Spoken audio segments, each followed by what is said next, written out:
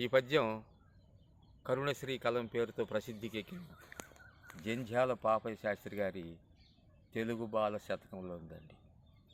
కోకిలమ్మ చేసుకున్న పుణ్యం వేమి, కోకిలమ్మ చేసుకున్న పుణ్యం వేమి, కాకి చేసుకున్న కర్మమేమి, కాకి చేసుకున్న కర్మమేమి.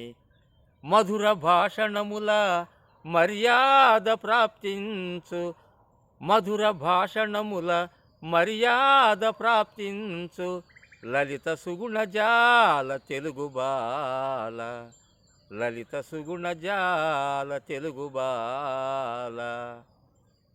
కాకి కోకిల రెండు నల్లగానే ఉంటాయండి, కానీ కాకిని అంతగా గౌరవించరు ఎవరు కూడా, కోకిలమ్మను గౌరవిస్తారు. కారణం ఏంటయ్యా అంటే,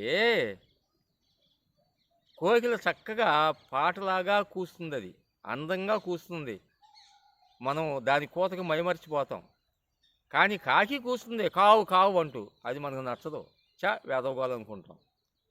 అందుకని దీనికి ఆ మర్యాద దక్కింది కోకిలమ్మకి.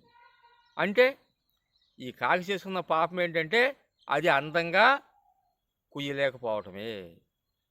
ఇది ఎందుకు చెప్పారంటే, మనుషుల్లో కూడా అందంగా మాట్లాడే వాళ్ళని గౌరవిస్తారండి. ఏదో ఒకటి బడబడ వాగేయటం, నోరు విప్పితే బూతులు మాట్లాడటం, రకరకాలు జరుగుతూ ఉంటాయండి. ఆ మాటే మనిషికి గౌరవాన్ని తెచ్చినా అగౌరవాన్ని తెచ్చినా కూడా. అందుకని మనం కోకిల్లాగా బ్రతకాలి, కాకి చేష్టలో ఉండకూడదు.